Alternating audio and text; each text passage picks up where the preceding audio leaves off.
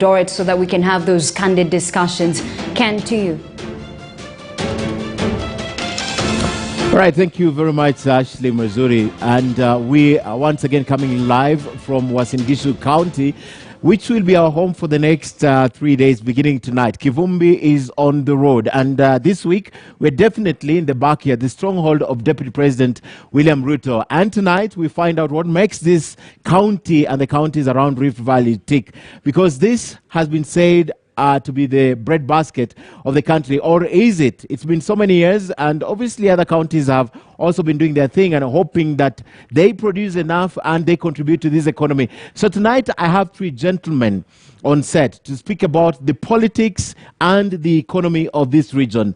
Now, to begin with, Ruto Kilimo is a governance expert. He joins us tonight. He is from this area and knows one or two things about what makes these counties around the Rift Valley tick. So he joins us tonight as a governance expert and also a political commentator at that. Philip Zil Chebunet is a lecturer and also a political analyst. He also joins us tonight to speak about this important issue of politics and economy of this region. And finally, my friend Joshua Kipto, Speaker, now outgoing Speaker, Nandi County Assembly, also joins us tonight. He was a candidate, an aspirant for governor, but he just told me tonight that he will be actually running for deputy governor in Nandi. He'll be explaining that to us tonight. It's the first, as he says, coalition county government in this area. Very interesting concept, never heard before. We'll find out about that. But gentlemen, thank you for joining us tonight.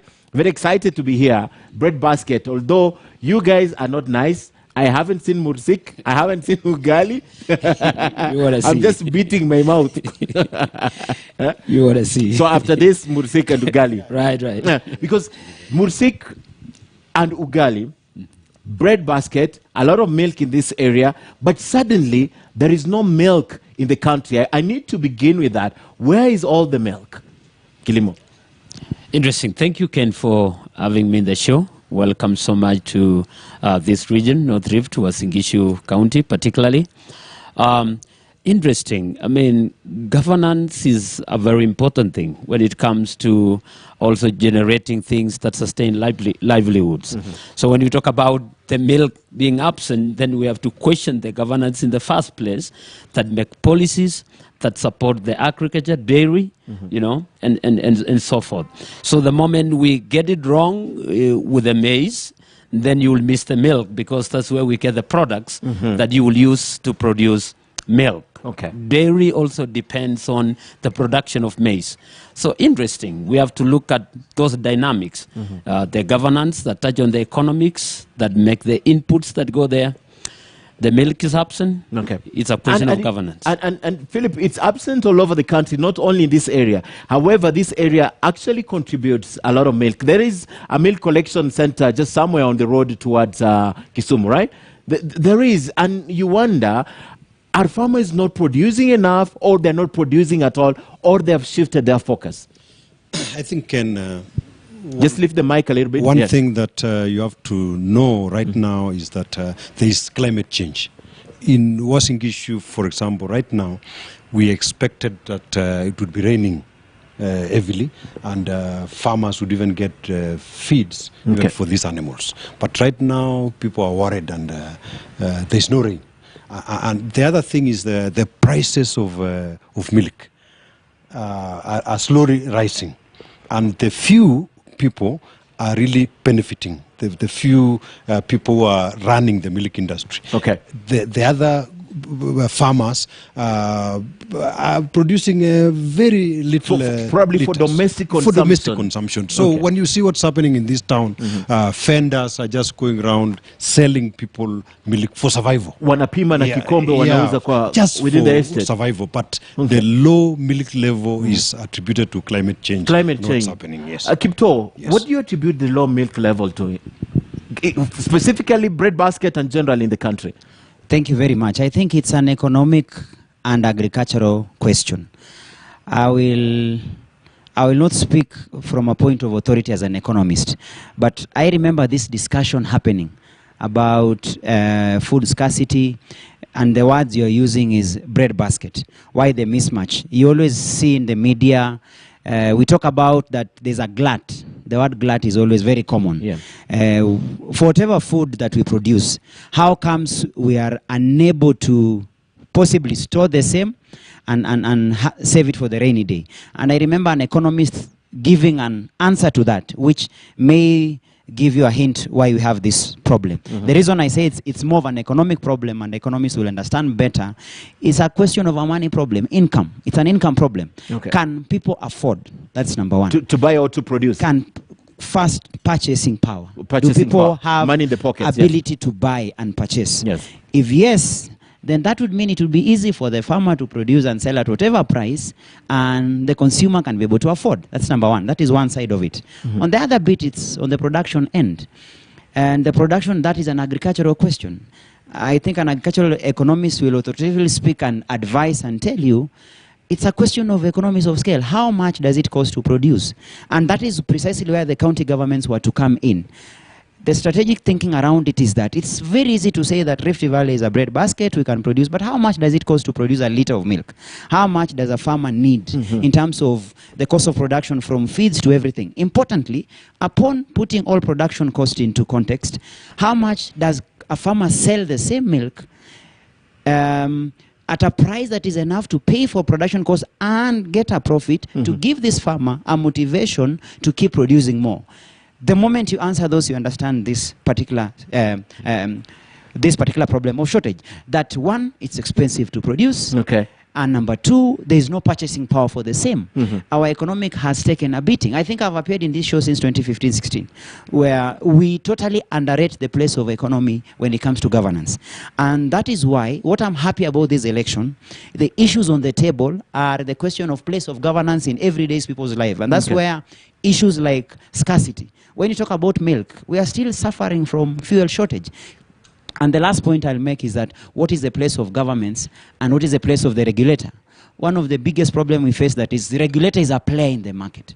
The moment a regulator who's supposed to be more forward thinking on matters policy, that is a plus, whether it is on the economics end or whether it is on the production end, when the regulator is a player, then you lose the meaning. Okay. So I feel the production question can best be answered by efficient county governments that choose to go down and see and innovate and be able to come up with what I say optimum production for the farmers. Okay. And then on the other bit, the policy framework that runs all the way from national to the county government, they need to be a synergy between the national and the county, which now will speak to the economic side. Okay. What can we do to ensure we have a perfect, or not a perfect per se, but a more or less an atmosphere that encourages entrepreneurship. I get you, and the regulator has the place. I get you, Kipto. Perhaps the good point that I should have begun with is to ask any one of you here who is a farmer, commercial, domestic? I think I plant some maize. Maize. Maize, yes. Are you motivated now to plant and engage in this activity more than you were, or you are demotivated right now? For now, I think we are down. I think we are really down because... What is causing this? The fertilizer prices have just been reduced when I've just planted. It's actually a disaster. So you didn't benefit from it? There is no motivation, Michungu. Even the price of maize, it's just increased. When you have sold the maize. So what is the there's a benefit? lot of discouragement. What is the benefit, gentlemen? He's speaking the point I was making. Yes. The production problem. Yes. Now that he says he's a maize farmer, look at the problems he's mentioned. Two things. Number one, because of the expensive fertilizer, it was input. Yes. And the soils we have around here, I think the county governments would have done better on matter soil testing and the rest to help the farmer know what to plant. Yes, but as to where we are, fertilizer is at the best. He said it very well. The cost of fertilizer was so high, but upon the planting season just ending, now it's gone down. It's gone down. Do you think Kilimo, your name incidentally is planting, is farming. Do you think it has something to do with bad timing or bad economics or bad planners? Bad governance. Oh, bad governance. What bad Kipto governance. Says. Okay. And Ken, let's be honest. What we're getting wrong in this country is governance, is leadership. It's just said the cost of fertilizer has gone down when it's just planted. But the government was not put in place the other day. agriculture is a devolved function, for example. In as much as we put this thing at the desk of the national government, let's ask ourselves, in the counties where agriculture, for example, is domesticated, where, like, for example, this county, Uasin Gishu, Nandi, or Trans Nzoia, and so forth. Strategically, county governments, did they foresee that farmers will be planting around this season? What was it put in place? You just talked about milk, for example. What were the priorities of the county governments when they came in place? And you look at that in terms of even the prioritization of the projects. You will realize that a county government probably puts up a milk cooling plant without first stimulating the production of the milk. So you're cooling what you don't have. So you have a cooling plan and you're just cooling air because you haven't produced milk. Enough milk to store in there, yes. So government should have planned in the first place and But say... the reason why I don't, Right. I disagree with you is this is the time we're experiencing this. Yes. Right? The shortage. It's not the first time. Kipto spoke about the glut. Yes. I remember a few years ago, we could see milk being spilled on the road. There was a lot of milk. We never thought about drying this milk and converting into powder and all that. So when you're talking about a cooling, for example, facility, it's not something that you expect that they have thought about it now. It's like the silos you see by the side of the road. They're not thinking about the maize that is rotting, that farmers can't take to the silos because they can't be given the right price. They're hoarding. Yes. So you can't talk about that. Now you have to talk of the question of sustainability, for example. Because if you plan those, like you're stimulating production, then government should also plan again that what happens after stimulating this production. So you have to like plan the entire circle so that you don't work like in pieces, in segments, for example. Where do you put the blame? National, county? County. Yes. I think there's a big problem because in this part of the world, we simply depend on subsidies. Like now what's happening in the fuel industry, we are waiting for government to subsidize. Farmers also are waiting for the government to subsidize. So we are just But Philip, that goes to the economic, the spending power that is spoke about. The problem that we have also is a leadership problem. Because this kind of leadership and also the CSS, that are, especially Munya should have a plan. He should have a plan for this country, for agriculture. So I think bringing in subsidy at the last minute and boosting farmers who have no capacity. Like I'm a chairman of a cooperative there at home called Toloita Cooperative, where I have a cooler, but there's no milk. Yeah? So what do you use the cooler for? We are just waiting for the liters of milk to go up. Before I go to Kipto, I hear everyone here saying it's a governance problem. But you're not telling me where we began burning our fingers. When you say, he said governance, he said governance, right? So where did we begin burning our fingers with this governance problem? I think we have a problem. The mic a little bit. I think we have a problem with the leaders that we elect. Now that this is an election year, we have an opportunity to put in the right people who will put in the right policies. Subsidies, I'm going to keep talking. Subsidies are meant to address a gap. Subsidies are meant to cushion Kenyans. The 34 billion that was signed in the supplementary budget the other day was a negotiation between the national government and the marketers, right? Yes. To cushion, because we complained. I paid fuel 134 shillings per litre. It was 120 something, 124. That's 10 shillings on top. They are meant to address a gap. When you talk about subsidies coming at the wrong time, it's the right time. They're late. They're just arriving late, in my opinion. But the problem, Mijungu, is that even when the budget was read, we expected things to happen. We expected miracles in this part of the world. But now, the government bureaucracy, by the time even this budget is implemented, it will really take time. So I think there is a delay in decision making. Okay, Speaker. Government. Now, I think I'll rely more on a solution side than blame side. When we were saying about the governance, let's put it this way. The governance should be about organization.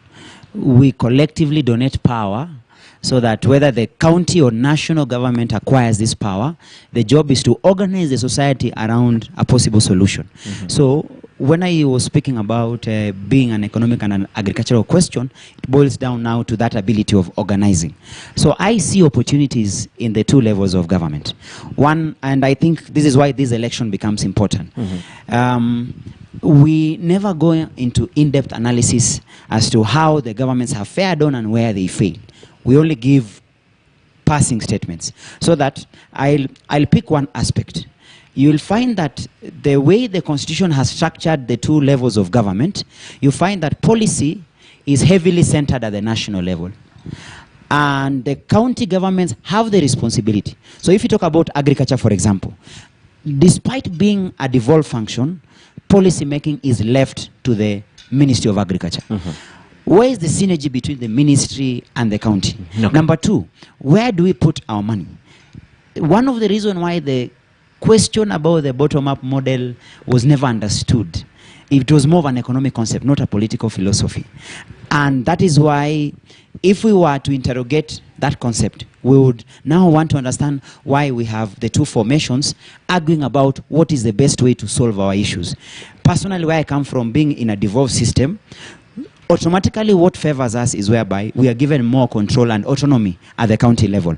Number two, the county governments 10 years down the line must now take the responsibility. The county governments must move away from the simplistic thinking. The county governments came with that mindset of money has come down to the devolved units, let us spread it down. Now it's the time now to organize society with the money we receive at the county level. Let me give an example. If you talk about agriculture, it is time the county governments to liaise directly with the ministry. Let's have a common meeting point. We have that entity called IBEC, which now deals with the distribution of resources, but at the same time economic policy. I would feel the ministries must integrate at that level, the ministry and the county government, so that the Ministry of Agriculture and the county government speak from the same script when it comes to agriculture policy, so that you don't have this issue. You see what he's told you? Counties went on a spending spree. We want to put up cooler per every ward. But did we question about the production? Number two, capacity. We never even question why the farmer is unable to meet that demand. So my proposition is simple. The third county governments must come with a different mindset, and that's where I'm coming in. After being as a speaker for 5 years, I now see the opportunity the county has. Let's move away from just doing a project. Yes, one of the shortcomings, we just do a cooler, we launch it, that is it. And what next? So the movement should be towards, let's have a holistic approach. We start with production. We say, why are we doing this cooler? Where will we get the milk? How do we get the farmer to produce more? How do we deal with the production cost? Let the ministry come in. So put money into people's pockets and into cooperatives on the basis that we are increasing production, but at the same time guarantee the markets, organize them through markets, because and market is guaranteed. There's a huge market for all these farm products. Now the last bit, just allow me to comment on the market bit. That's where the regulator comes in. The day the regulator will be independent, the day the regulator will be objective, the day the regulator will play the role of regulations and not being a player, agriculture sector will bloom. Ken, I totally agree with the speaker that we have a question of governance in terms of implementation of the things that really make sense at the end of the day. When you want to stimulate production, when you want to do this and all that. One of the challenges that we faced, especially at the county government level, is spending on projects that probably we want just to probably impress citizens, or probably you have a manifesto that was not really anchored on studying exactly what is the potential. It wasn't practical. What's the potential of this particular county? Where is our strength, for example? If you come to Wasingishu County, where should you really put resources in terms of the potential of that county? Because what you can do, for example, in the coast may not be where you put money here in Wasingishu. The moment you map that, then you can now begin to work on a model that will really push the economics of that region. You know what surprises me? I am not going to be elected in Nandi. It's that guy who's going to be elected in Nandi. Right? You know what's happening in your area. So when he says money should follow the functions. When you are electing, when you are telling your electorate, You come from that region. Yes. They come from this bread basket. Bread basket is no longer bread basket. There was a study that was done in 2013. Yes. And showed that in 37 years from 2013, Yes. which is that's like 9 years, right? In 29 years, we will not in 27 years, this will not be the bread basket of Kenya. Yes. I mean, you're electing him. He's here. Why does he put projects on the table that he knows are not beneficial? What is the problem? I think that's where the politics and the economy now merge. And this is where citizens come in. This is where we come in as citizens in terms of one of the key intentions of devolution was really to bring government close to the people, and not just close for them to watch, but to participate. This is when our citizens must come forward and be part of the governance process, be part of this prioritization process when it comes to projects. Public participation comes in, and not just to participate, but to participate meaningfully. And I can tell you, Ken, that most of our counties, when it comes to public participation, you will be surprised that probably some even public participations are done in boardrooms where about 10 people show up, and you call that public participation. What's the threshold? And if the people turned up, did they meaningfully participate? Did they have the capacity to participate? And that is where civic education comes in. Okay. Public participation, if we open it, the speaker is going to finish us here with that discussion. I don't want to open it because there's a lot of sentiments around it. But even as we end the discussion on the production, Chebunet, tell me, should we accept to apportion blame right now on Ukraine and Russia? I think that is a defeatist theory, because... But they're selling it to us and we're buying it. You can say that they're selling it. No, what's happening? Yeah. People blame, they even blame government when there's no rain. In fact, there's one person who was saying, it seems rains do not go well with politics. But we should not blame them. One thing I would like to say is that, according to me, I don't think devolution has taken place.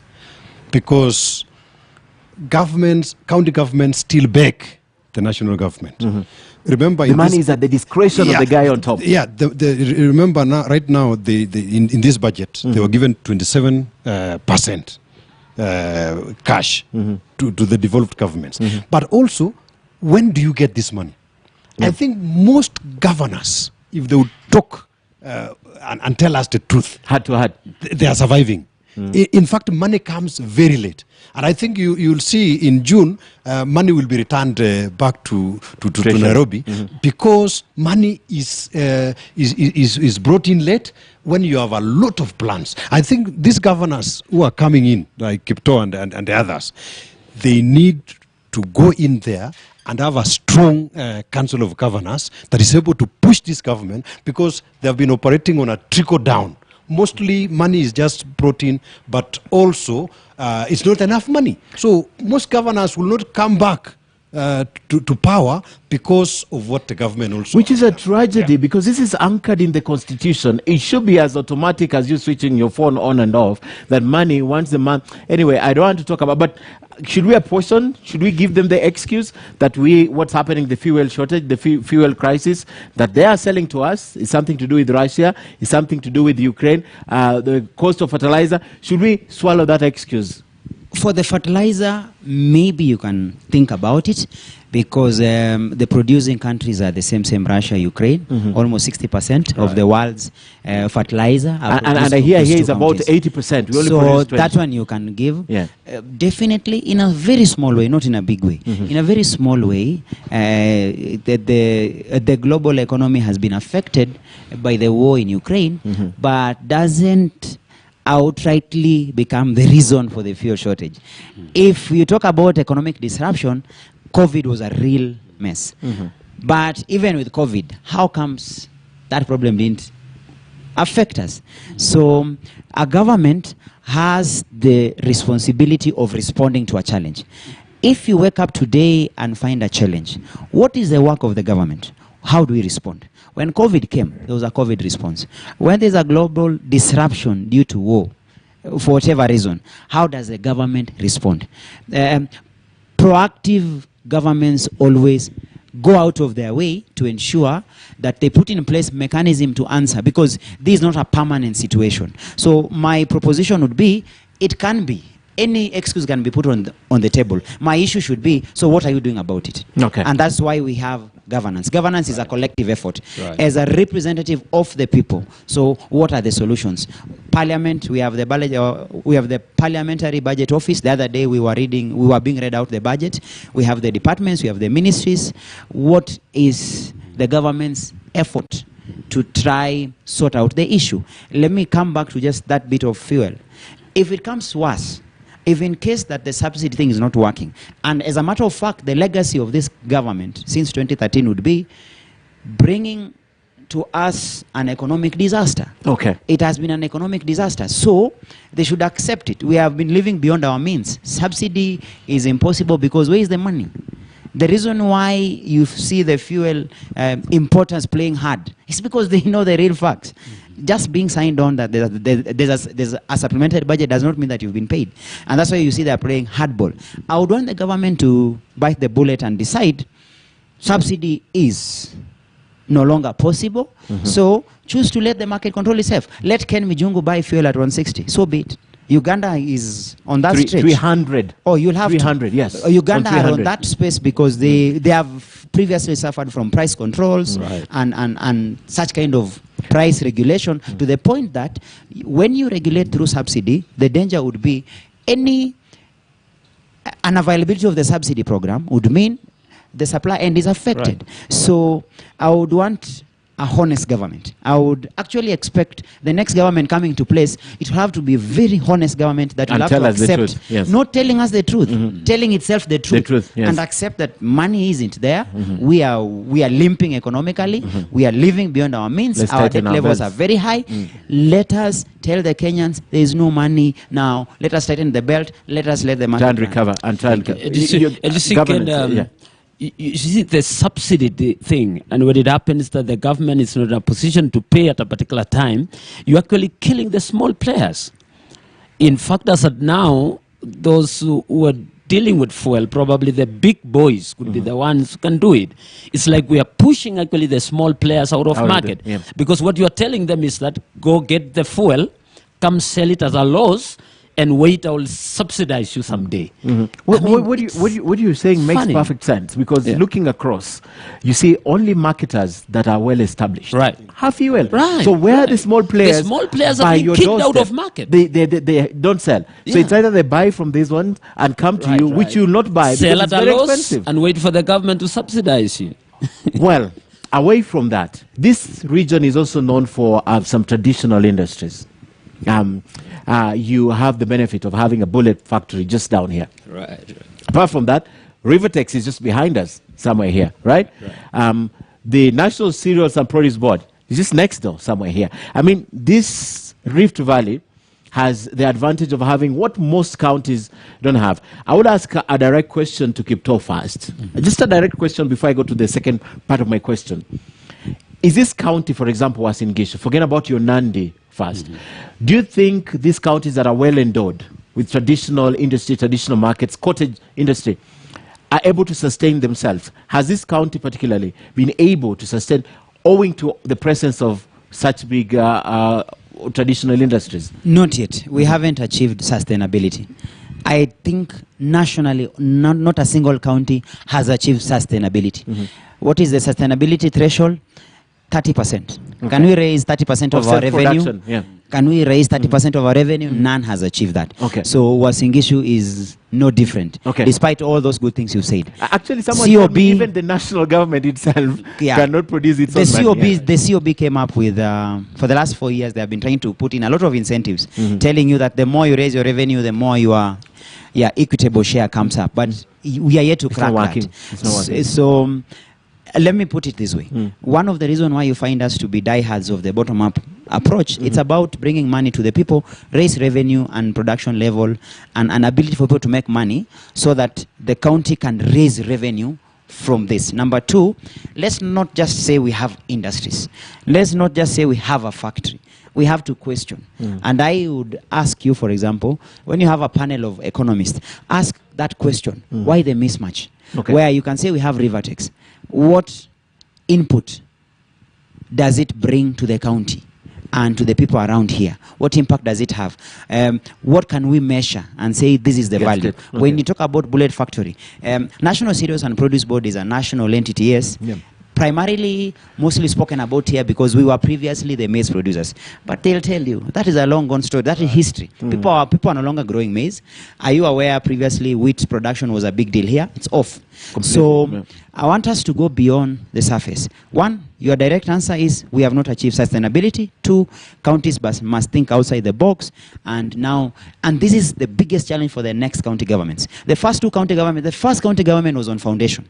The second county government was to stabilize and correct the messes of the first county governments. The third county governments have no excuse. They have to now come to your question. They need to answer your question realistically and practically. Okay. Kilimo.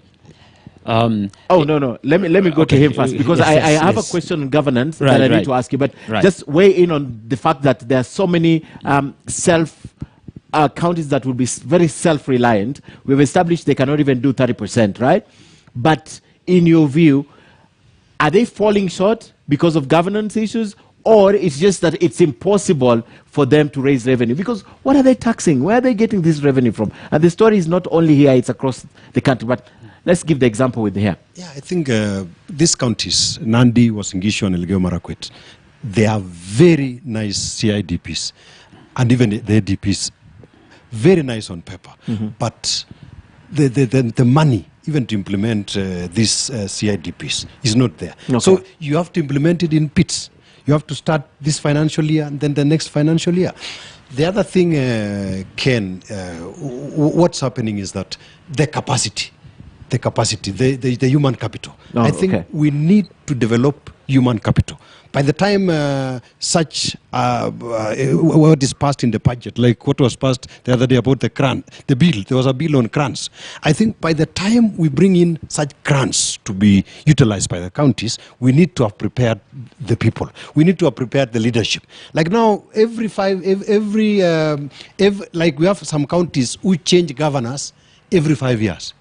Yeah, instead of even staying for 10 years, so that even the people feel the fruits. Like in Wasingishu here, at least our governor has gone for 10 years, and there's some continuity. But we have some counties where some governors have not worked. But so you want to argue with the constitution? There was a safeguard to this. There was a safeguard, but for 5 years, I don't think you can do much.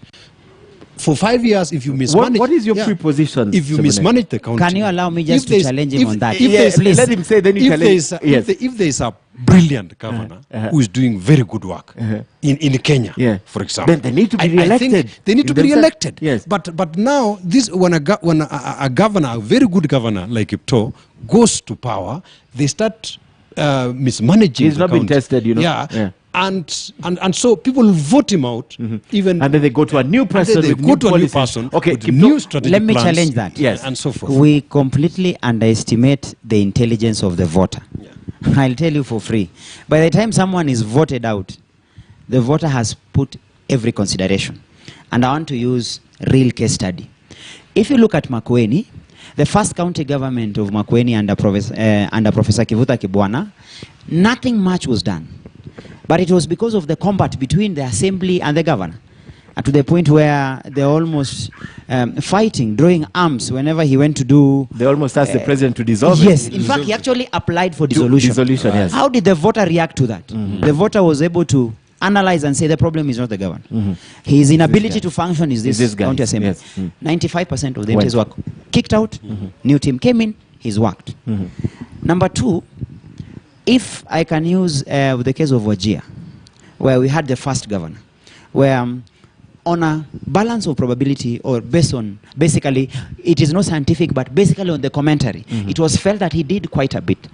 But because of their negotiated democracy and clanism, which comes into play, and whoever brought him to power, maybe those political aspects were not met, he was kicked out. Now he's a front runner and a favorite right now. That tells you something.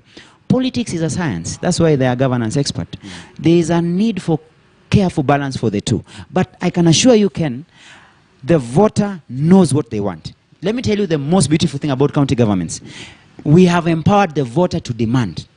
So a governor who fails to perform, even for 2 years, you can actually see it coming. When you see me, for example, vying and seeking to unseat our current governor after 5 years, we've been together through the system. The storm started brewing way back 3 years ago, and you could hear the rumbles because the voters were really agitating. I never missed public participation. Those were the platforms where the voters kept asking questions. Because let me give you how they ask you a question. They have said about CIDP very well. You come with a CIDP, you launch it very colorfully. You come up with an ADP, launch it very colorfully. Don't assume that the voter, even if they didn't go to school, they'll not follow. Ken, you came, you told them that you'll do a dispensary, you'll do this road. You didn't do it. You come for the second year with a new ADP and tell them, now I have a much better, brighter idea. They tell you, stop it. Please give us the dispensary first. We need to see medicine. And you don't have that opportunity at that time. So because of that, it becomes a pile-up. Yes. By the time your 5 years are done, the voter just goes to the store and picks all the issues. They remind you. You came here, you said this. You came here, you said this. So I want to appreciate the Evolved system of government for having one thing. It is the only system of governance where the voters are able to express their true feelings and their observation. Okay. Okay.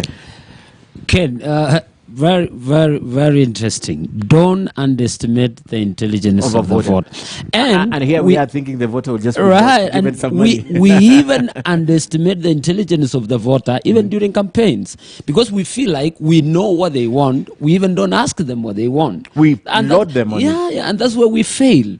In the first place, we even don't involve them in decision making, for example. And even what you have decided to do, you don't even deliver to the voter. Let's put it like this. The question I've always asked is, what is it that a governor needs to incubate for 5 years so that I see the practicality of it in the 6th year? It's interesting. Look, you talked about the industries in this area, for example, Rivertex. One question you would ask yourself is that, how do we make it more robust and functional, for example? Would you say, I invest in cotton, for example, so that I have raw material for the industry or something like that? So I think we need a more innovative mind, especially when it comes now to growing revenue, for example. I would even take, for example, counties like Baringo. I would take, for example, counties like Elgeyo Marakwet County. Is it about time that we shift to tourism and really invest in it? It becomes such a revenue earner. For example, Elgeyo Marakwet County, would we think about athletic tourism around there, sports tourism? Something like that, because the greatest athletes in the world, actually, all are trained in Iten. And somebody could be interested to know really what is it about Iten. Could we start marketing it as a destination in terms of sports tourism or something like that? I think the governors who are coming in should begin to re-engineer their thinking and be more innovative around the revenue question. But even before revenue, I think we need to be very strategic about the resources that are getting devolved to these counties because they don't have much resources really. If you look at Uasin Gishu County, you would be talking about a development budget of about 5 billion. So you must strategically think and see where you put your money. Annual budget? Yeah, 5 billion is an annual budget. So. Yeah, around 5 billion, thereabout. You have to strategically think where you would put your money. I've seen the budget, for example, for some of these counties, and let me tell you, sometimes you see where money is put. You can go to a small ward, for example, you have a budget of about 30 million, and you have about like 6 million. You are talking about advertising, you know, public awareness, more than what you are putting in agriculture. More than you are putting in, for example, growing talent amongst the youth. Really, across the counties, I've not really seen a county where they are so decisive about the youth and you put serious budget on growing talent because you can imagine how much talent can earn this youth and also even be a revenue earner, for example, just entertainment alone. Okay. But you'll hear roads and all that, which are not bad, yes, but you must also strategically think about the 65%, 70% youth. Okay. Let's talk about, unless any of you wants to add, I need to move to the political angle of this. All right, so there are counties in this country that have traditionally benefited from subsequent governments. And I would say this is one of them. So I'll begin with Speaker. have they utilized the opportunities over the years, or it's time that the relationship between the national government and the benefits that trickles down to the county government, by that relationship, be reviewed? Now, the benefits are more political than structured, whereby by virtue you have a national leader coming from your home area, you may benefit from the trickle-down projects, tokenism, projects thrown here, there, roads, projects, especially the road and infrastructure segment of things, and maybe signature projects from the national government when it comes to zoning, where they want to put up, for example, a dam, where they want to put up an infrastructure. That is the only time you are able to see some correlation. But I don't see it as more or less like a relationship between the national and the county. It's more personal based, where the leader comes from. And that's why presidential elections are that personal. The people of a region attach their access to services and maybe being head over shoulder over others by virtue of having their person on top. Where the missing bit is the synergy between the national and county. If, for example, you have a president coming from a region, that one is absent because our politics are personal based. They are not structured. They are not institutional based. My proposition would be, and that is what the constitution envisaged, we need to move away from the personality towards institution basis. And that's why we have structures like IBEC.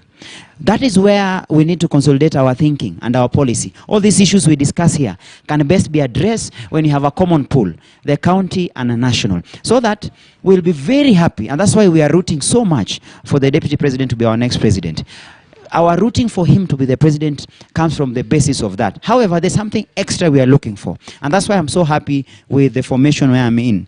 Our question this time is different. The county governments must now be thinking collectively, not regional based. Even if you're regional, then we should be within our regional blocks, whereby we settle down, put our priorities on paper, on the table, engage the government in a structured way and say, these are our priorities. I'm happy that yesterday or the other day when the Ministry of Finance were tabling the budget, there's something that escaped the people's attention. There is a legislative framework for conditional grants, a very important component. Because we need structured engagement on conditional grants. Because a county can choose to think outside the box and go out of its way and attract donors. What happens to that money? How does it get to them? Because the power still lies with the treasury. Yes. Number two, a very important finance reform we need is for the treasury department to be identified as an autonomous entity, not a ministry. The constitution envisaged the treasury to be autonomous, so that it balances the national and the county government. The issues of about cash flow, about resource distribution, about conditional grant. The moment you have that in place, it will be an added advantage if you have someone from your region being at the top. But more importantly, my proposition is more on a structured institutional engagement between the counties and the national government. Shabunet. Thank you very much. I think there is need to change leadership and bring in people, even at the county and the national government, people who have a plan, people who have ideas. And that's why you see people like William Ruto comes from this part of the world. He has a clear plan of bottom-up economic policy, and also the issue of reducing people at the lower pyramid and making all people to go up through empowerment. So I think also the counties of Kenya, they need to get us serious people. They don't need to get us people from who have just won the nominations from parties and people who have been imposed on them. They need to get and elect serious people who are able to cause revolution in terms of economy in the country. I think this election will be the determining factor of those counties that are still on the runway. Most counties are still on the runway. They're waiting to take off. They are waiting to take off. Yeah. So I think the next leadership, as Kipto has said, the next leadership is to take this country to the next level. And that's why you must have a plan. I normally tell people, even in my village, don't just clap for people who come here to look for votes. Have a plan, have a memorandum. What do you want these leaders to do for you? When Kipto and the company come to your village, give them a memorandum, give them the needs of the people in that community. Do they let them tell them? I don't know. They just clap and people just leave. No, That has changed. Kiptoye not coming back. I was just saying it has changed a bit. No. In fact, it has changed. They are more demanding. Oh, they are more demanding. Okay. And they are more forthright. They actually face you and tell you what they want. Yeah. Okay, but my question is, they've said Kenya is not short of ideas. The implementers is a problem. It's the leadership that Kilimo has been talking about. Right. We are not short of ideas. I would write a very nice, a proposal, but it remains just that, because my intention is not to implement. My intention is to convince you to vote for me. Yes. But I think, if you elect someone who will just... You remember when we were in school, we used to define what is matter. Matter is anything that has weight and occupies space. We have some leaders, when they are elected, they just occupy space and they give me one name. Give me a name. No. And so, no matter the beautiful strategy, the beautiful CIDP and everything that you have, if you don't have somebody who can show leadership in your counties, you can't go far. I think, can you summarize it? It's about the intention. Exactly. The absence of intention. Yes. Ken, the bottom line is, in as much as we have intelligent citizens who really know what they want, can civilian oversight is what will save this country. The question of our man, we are voting this person becomes, because he comes from my village, he comes from my region and all that.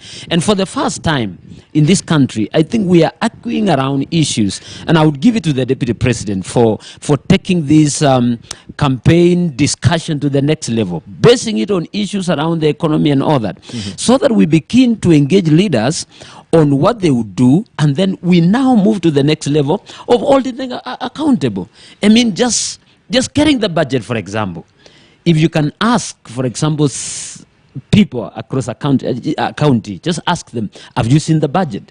What projects have been budgeted for this particular ward or something like that? You will meet even some people who are elites and they've never seen the budget. They don't even know. They're just waiting. They will be just waiting for the MCA, for example, or probably the governor to come and promise a road and say, okay, we will fix that.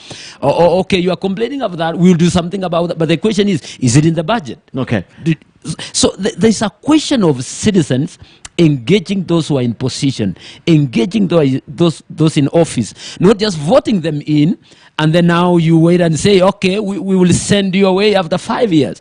But you suffer for 5 years, somebody blunders the resources for you, for your county for 5 years, and then the only thing you do, vote him out. Vote him out. But it's unfair. The system, the Kenyan electoral system, is said to have been rigged against the voter. Is that true? No. No. I'll tell you why. It's no. Speaker says no. One, you cannot recall your MP. You're a lawyer, I'm a lawyer. You will not recall your MP. You know they made it impossible. Right? They make the law. They say there's public participation. I just learned the other day that even Treasury publishes the invites for public participation in their website. How many people know where that thing is published? Do you even hear the dates? No. Does he himself publish the dates for public participation on the board? In his county assembly? How do they does communicate? He announce? Does he What's say? The medium? They will say it was in the newspaper, for example. Who reads How many people read newspapers? Yes, those people in the village who should be coming to share ideas. Right. So that's the reason why, Speaker, I'm saying it's rigged. So as I go to him, does this system favor us? Because I need, when we close, we'll talk about the issues for consideration, but talk about the system. Has it been rigged against the voter, to defeat the voter, to defeat the intention of the voter? Interesting. You know, the politics of this country, the way they are crafted and all that. And you see, Ken, the number of poor people in this country, if you go to these villages, especially after COVID and all that, and that's why many of the citizens are using this opportunity now, just at a time to probably just get something from the citizens and all that. But let me tell you, Ken, if we were serious about empowering citizens to participate in governance, then we would have taken civic education seriously. Okay. And I would ask, which county, for example, has a serious budget for civic education, for matters public participation? Would the treasury give them that money if they ask for it? Even in a county, just go there and to the directorate, ask how much is budgeted for civic education, for public participation. I mean, you'll be shocked. Some of them could be operating on a zero budget. So you would realize that the system in itself is organized in such a way that you keep the citizen as ignorant as possible. You know, even the way tenders are done in counties and all that, you'll be told end to end.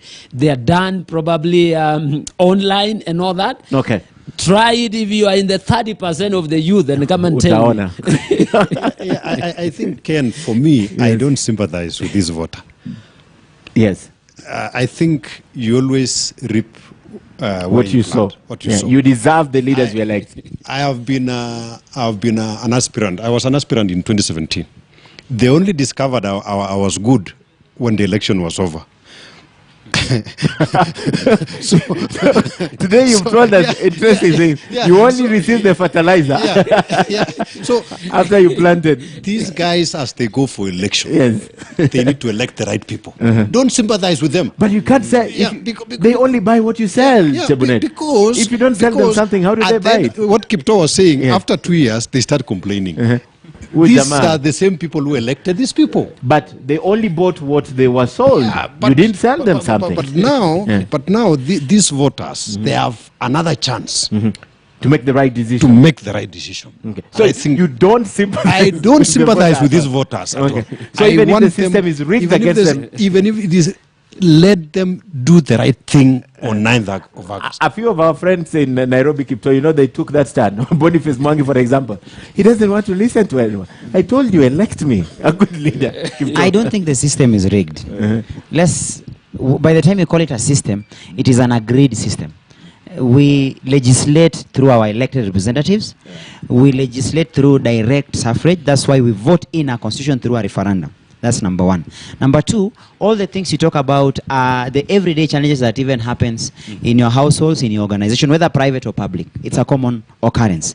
So a government runs like a body. It has several body parts. We have the hands, the head, and the rest. If you're asking the government to do public participation and they publish, they do what the law expects of them. But we have that space. It's a question of information problem, whereby can we have other players coming in and exposing this? Because information is power.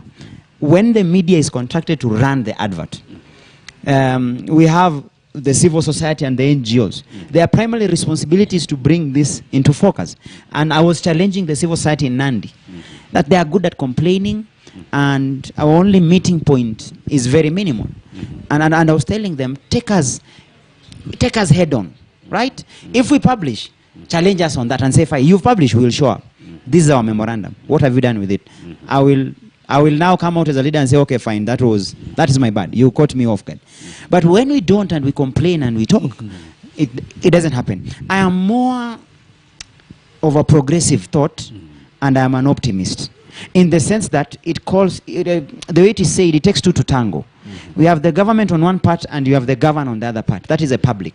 So the people bestowed with the responsibility and power should not hide the information, should be open. In fact, like the election we are running, where I might divide, at the county government of Nandi, we are running on an election platform. Our coalition is called Nandi Kwanza. It is running on a platform that we are not going to dictate to the voter what we are going to do. We are telling the voter we'll be a sponge-like type of a government. We want to absorb ideas and give you an option. The county governments have always come with that mindset that we know what you want. Ours will come with a blank check and ask you, this is the money available. Okay. This is how we've segmented it. Okay. Can we discuss on how to do the projects and involve you directly in the same? I wanted to answer his question. He was talking about 30%. There are several ways you can achieve that. Projects under 2 million are economically not viable if you do contracting and tendering. Why don't you do project management committees? And you'll find that you are empowering up to that local hardware there. Because materials are bought at site, the fundis are from the same locality. The people can actually see this fundi is my brother, this one. So they own the project. Number two, go out of your way and have an open platform. Like in my assembly, we do e-procurement. Very difficult for you to rig. So at the end of the day, my proposition is simple. Yes, there's a mismatch. Yes, there's a lot of distrust and mistrust between the people and their leaders. My point is, let's bridge the gap. How do you bridge it? Open the platform and every player to play, including the media. Okay. Can just have a quick rejoinder. He mentioned something very critical about intention when we are coming to government. And there are things which are just like by law, published in the newspapers and all that. But you have a good intention, you can go out of your way. What's the problem if you communicate to that local chief or sub-chief and say, we have a public participation? That's a medium. But that's that how you can they mobilize. That they already do. That's how they mobilize. Not as much. Oh, not as much. It never happens, by the way. You can just hear that there was a public participation. And I told you, there are even public participation that can be done on in the boardrooms. Yes. Okay. I need to end the show tonight, but I want to ask you, you know the language you spoke is not the language the voter wants to hear. Are you contesting? Because then no. You're not contesting, because otherwise you will have no vote, my friend. You'll have no vote. These guys don't want to hear that. They don't. Anyway, gentlemen, as we end the show, Chebunet, tell me, Rift Valley, South North Rift is the backyard of Deputy President William Ruto. He's on the ballot. His lieutenants are down here. Very youthful leaders were elected down here. Most of them, I think, 90%, Speaker, if I'm right, 60% youthful leadership down here. So they're going to the ballot. Issues for consideration from your area. All of you guys come from this region. You know what you want. You have a representative up there who has a fair chance, like every other candidate.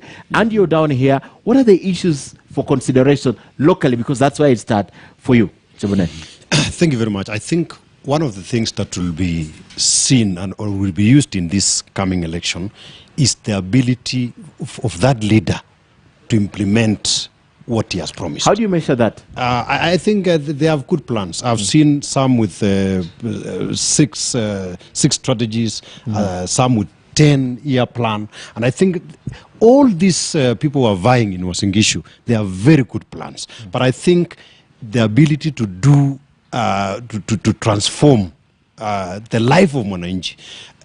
Mwananchi wants to have money in their pockets.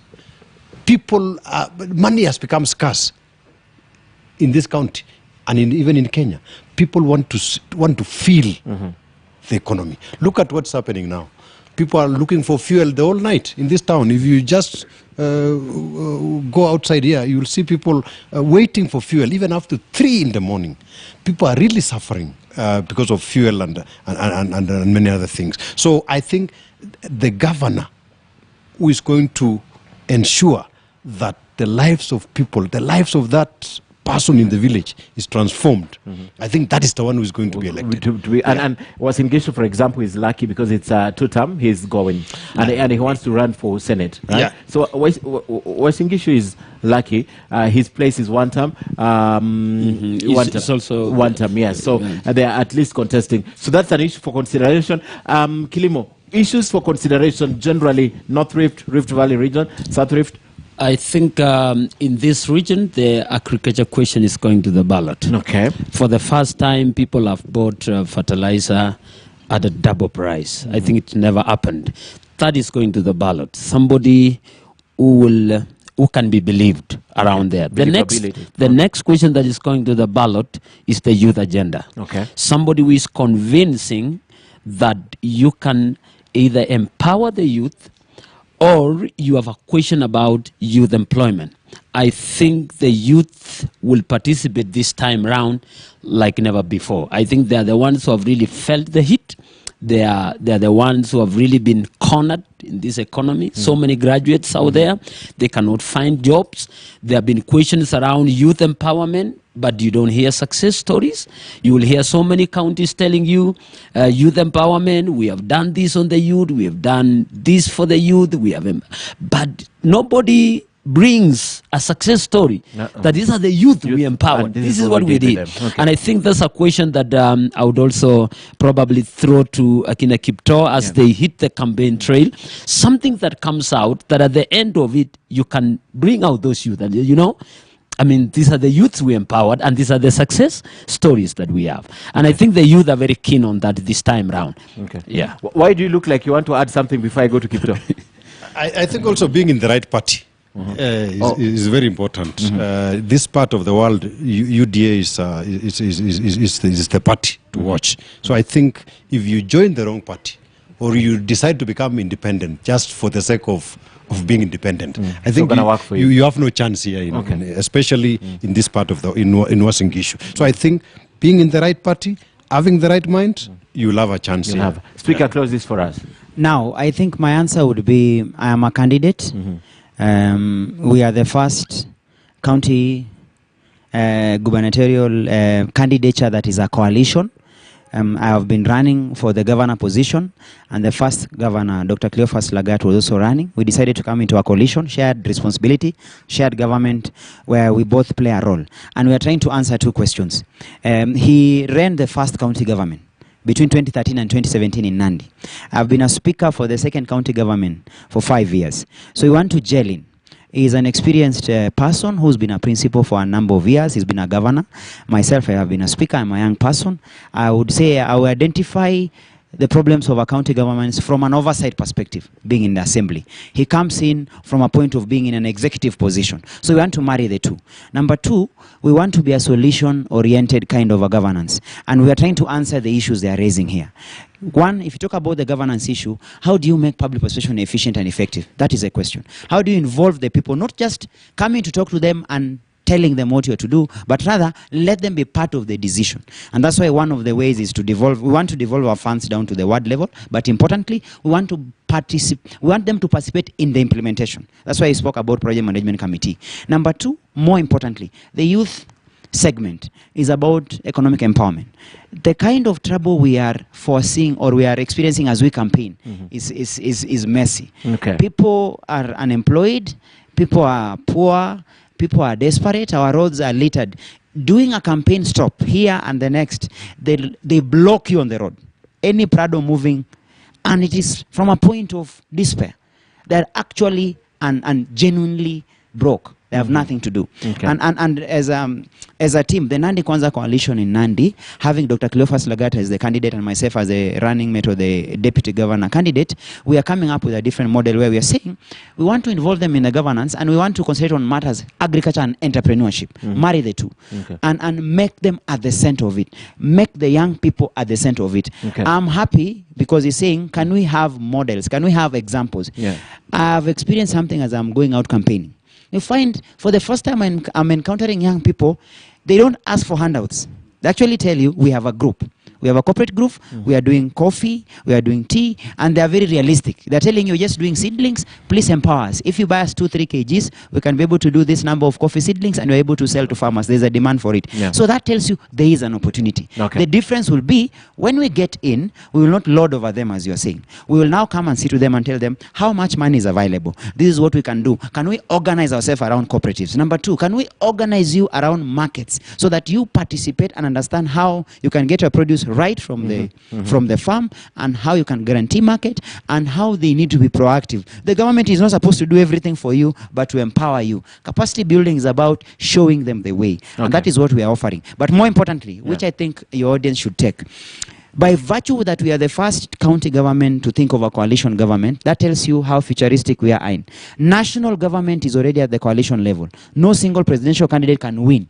Look at today, your UDA, we were welcoming a new entrant. Yeah. Now we have Kenya Kwanza. The Azimio team is a whole behemoth of so many different people. I think for us at the county level, we are coming to the realization that one person cannot do it alone. Yeah. We need a team. Work together. We want to be the first as a county government which two teams who had two different agendas, match their agendas, approach the citizen and told the citizen, we are offering you a buffet. Okay. If you like Kipto, if you like Cleophas Lagat, now they are all here. Thank you so much. Asante sana, gentlemen. I want to thank you for tonight. We have overshot our time. But thank you so much for coming to speak to your audience. And we're doing this right at home. So they're listening to you. You leave this gate, they've heard you right here. It's more believable. So I want to thank you so much, Joshua Kipto, Speaker, Nandi County Assembly, for coming to share. No wonder umedisappear, umetoka Nairobi kabisa. As well. I wish you very well. You're my friend. I wish you very well. I wish you very well. Yeah. Thank you, Philip Chebunet. Thank you for coming for the show. Asante sana. And thank you, Kilimo Ruto, also for coming. First time I've interacted with this gentleman, but I love your perspective on this. Thank you. Thank you so much, gentlemen, for coming. And of course, to the whole squad here of Standard Group and of KTN News. And tomorrow we have, Mark, this is Eldoret City Marathon. Yes, Eldoret City Marathon, the 4th edition, right? It will be happening right here. We'll be broadcasting right from 6 a.m. when they begin running. Our team of Robinson, Okenye, Bahaj, they'll all be here doing this for us because the whole team is here until Monday. Kivumbi continues today, tomorrow, and Monday beginning 6 p.m. all the way to 11.